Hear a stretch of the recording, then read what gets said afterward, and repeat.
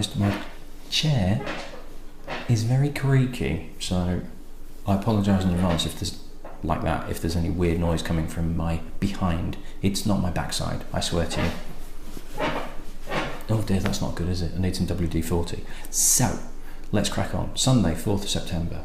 Had quite a fun day today, actually. We've been to York races with a couple of friends and the kids, and a jolly fun time was had by all. Got winners on the last 2 races, which is always nice, but still came away quite a bit of money down. So, but hey, that's the races.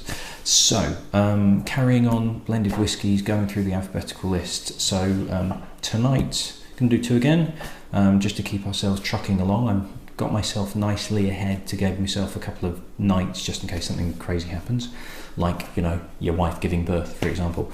4 or 5 weeks, but it's still, you know, anything could happen now. So this particular one was a donation from, I'm going to put a picture of him up, I've not asked him, so I do apologise in advance, Matthew Venables, who on Facebook is a very, very nice man indeed, and he sent me a sample of Dimple. Now, it turns out I actually have some miniatures of Dimple already. This was part of the whole collection that was basically handed off to me by a parent of somebody my daughter goes to school with. But they are pretty old ones, so I actually have 2 of these, which, if you can see the labelling on there, looks to be pretty old. I'm going to say possibly 1960s, not a great fill level in it. And then I've also got a boxed one as well, which certainly is a bit more modern, I would say. But still, in fact, looking at this, I think this is from overseas because this has got Licenza on the back, so probably from Italy or something like that. Again, I would guess probably 80s maybe. Whereas this one I know is at least 2013 because this is Dimple, standard Dimple, but it's a 40th anniversary bottling, and the bottle looks like this, the packaging, and the packaging is actually the 40th anniversary of the packaging facility at Leven. I think it's Leven or Leven, one or the other, which is just outside the Cameron Bridge distillery, which is also owned by Diageo, which I will go into shortly. So that is here. And looking at the map, I twigged that I have actually played the Vale of Leven golf course when I went up there to play Kings Bonds quite a few years ago, and didn't realise I was at the time. Didn't even realise I was near the Cameron Bridge distillery. So Dimple is synonymous with Hague. And Hague is synonymous with the whisky industry as a whole for many, many years. In fact, it's even Hague as a whisky brand is kind of known as, or almost marketed as, the oldest distilling family in Scotland. And there is actually the first recorded distilling in Scotland is actually from a gentleman called Robert Hague, in 1655, who was pulled up by the equivalent of the local council for distilling on the Sabbath. And he is actually recorded as owning a farm in, I think it was 1627, and it's entirely possible that he was distilling from that point onwards, because 55 is just when they have records of him getting pulled up. But that wasn't when he started distilling. This was just because he did it on a Sunday, and in those days, you did not do anything on the Sabbath. So his great-great-grandson was a guy called John. And in 1751, he married a woman called Margaret Stein, who the Stein family were also quite big into in whiskey making and distilling at the time. They'd set up 2 distilleries already, one in a place called Kennetpans and another one called Kilbaggy, and they had 5 sons and 1 daughter, at least 1 daughter. Those are the ones that I know about. The 5 sons all went in to work for Kilbaggy, and then 4 of them went off and did their own distilleries. Their daughter, whether they had any more than 1, I don't know. If you've got 5 sons, it's more than likely that you've got more than 1 daughter. She actually married John Jameson, the Irishman who ended up setting up Jamesons and Sons. So this is a big whiskey dynasty, almost.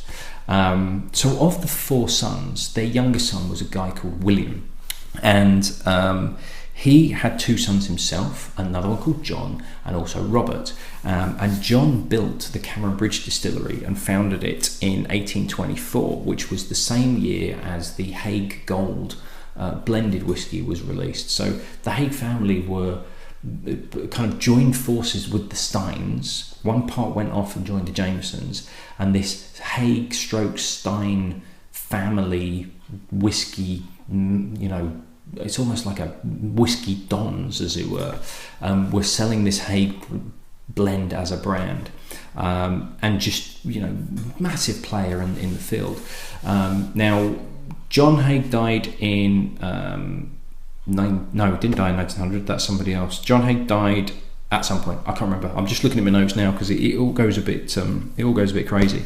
No, he didn't. He might have died in 1900 maybe, because in 1877 he officially formed with a number of other distilleries in the lowlands of Scotland what was known as the Distillers Company Limited, or DCL, which was a conglomerate of various distilleries that basically combined together to provide almost like sanctuary, in terms of they would work as a collective and they would protect themselves, but they would also use their size as buying power and selling power, and being able to sort of get some control over the market. So DCL eventually became Diageo, and Haig is synonymous with Diageo as well. They are, essentially John Haig almost created Diageo. He is a founding father of Diageo by forming DCL, which became, Guinness DCL sort of merged. There's all these mergers and acquisitions that eventually becomes Diageo. Now Dimple itself was introduced in the 1890s, and the bottle eventually was actually registered as a trademark in the US. Now in the US, interestingly, it's known as pinch, simply because if you've got this odd, it's like you pinched the bottle there, if that makes sense. So it is known more predominantly as pinch in the US, but pinch and Dimple are the same. Now, in terms of the whiskey itself, apparently it is predominantly Glenkinchie and Linkwood, as well as a number of other single malts. But that's the key components is those two, and it's a 15-year-old as well. So this means that the youngest malt whiskey in the blend, as with any aged blended whiskey, blended Scotch anyway, the age statement on it is the age of the youngest single malt that's in there, the youngest malt whiskey that's in there. So the youngest is 15-year-old, and then it could be older. So the older an age statement in there, you're going to get some, there is a minimum of 15-year-old and potentially 18, 21, who the hell knows, older than that. So this is some decent stock. It's very highly regarded. It's very popular. How much of that is to do with the bottle rather than the whiskey itself? Who knows until we tried it, because I don't think I've ever had Dimple before. So I'm always intrigued to try new things. I do very much appreciate Matthew sending it to me. Thank you, sir. I cannot remember if I put a picture of the bottle itself up in terms of this particular 30th anniversary. So I'll put my finger up now, just in case I haven't. I know I put the map of Leven up, but I don't think I put this particular bottle. For standard Dimple, you're looking at about 40 quid in the UK. Not sure about how much. I've not looked at how much it was in the US, but I would guess probably $50 maybe. I think that's my phone buzzing all the time. Nobody's ringing me. I'm just that popular. I get text messages. So yeah, you're looking at 40 quid at the Whisky Exchange, but Amazon had it knocked down from 40 quid to 32. So not a bad price, considering it's, a 15-year-old blended whiskey. There's arguably, it's always interesting to sort of think, right, how much of that 40 quid is actually the cost of the bottle as well, because it's going to be a more expensive bottle to produce, surely. So a decent colour on it, but you would hazard a guess probably that colouring's been added to maintain some consistency, just because of the scale that they make of this. But it is a nice, sort of healthy, rich amber more than anything else. So it's looking quite pleasant. There is the argument that that's why they put the colouring in, to make it look pleasant. But if they have, they have. But it's a decent colour. It's pleasing to the eye. Now, actually on the nose, that's a nice maltiness to it. I don't know what the percentage is of grain to malt, but I can imagine it could be, 70-30 in favour of grain, something like that. And to be honest, if you've got older malt whiskies in there, there's an argument to say you need less of that because it's giving you potentially more flavour, so you can get away with using more grain whiskey because you've got older malt whiskies in there that are giving you a greater richness of flavour. Possibly wrong. If somebody wants to actually put me straight on that, I don't know. That's kind of my logic of, right, if you've got older malt whiskey, you don't necessarily need as much because it's giving you as much, if not more flavour than younger whiskies at a greater volume. That makes sense? Yeah, I'm kind of confused myself. But there's a nice maltiness to this, and it's actually quite a nice honey character to it as well. Yeah, definite honey, almost like honey and lemon, but not really sharp lemon. It's very, very sweet honey and lemon. Slightly, it's not medicinal as in Isla. It's when you get these cough syrups that are honey and lemon, like a bit like buttercup cough syrup. If you strip out the medicinal aspect of it, but you have that soft, sweet honey and lemon character to it, it's sort of that on the nose. It's quite pleasant, but it reminds me of cough syrup a little bit.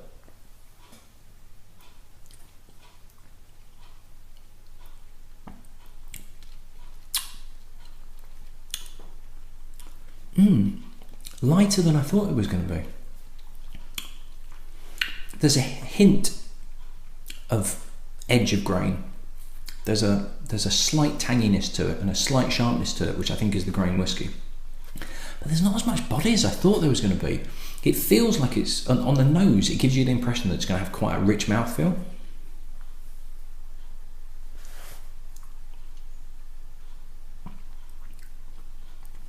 And yet it doesn't. Surprisingly so. I think it's the honey character to it, that you think it's going to be honeyed almost in feel. But it's very light on the palate. Almost like it's been watered down. It's 40%. And it's almost like they've watered it down to 40% slightly too much. The middle section of it just has no weight. It's light. It's more of a lemoniness character comes to it, but it's like a lemon meringue pie. Lemon, maybe not lemon curd, that's probably a little bit rich, but it's lemon meringue, almost like lemon flavoured meringue rather than a lemon meringue pie where you've got that lemon curd, because that would imply that it's got a richer mouthfeel than it does. It's the lightness of the meringue with a little bit of lemoniness to it. It's pleasant, it's just kind of caught me off guard because I thought there'd be more weight to this.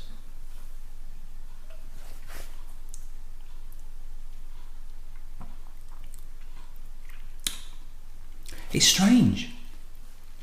At the start, it goes into your mouth, there's a little bit of soft mouthfeel, and as you're swallowing, it's like it goes off somewhere else and then comes back at the back of your throat.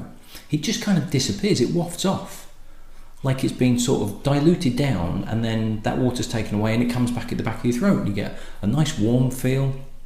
There's not a great deal of finish to it, to be perfectly honest. But it's pleasant, it's light, it's slightly toffeed. Again, lemon is a very, very light, gentle, pleasant lemon, almost spring-like lemon. Sort of very fresh, there's a freshness to it as well. There's a very, very distant feel of smokiness, but almost insignificant.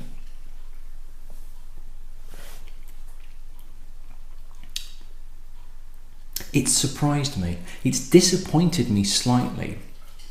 But I'm not trying to say that this is a bad whiskey. I think I was expecting more from this, particularly on the nose. The nose gives you an impression that just isn't flowed through on the palate.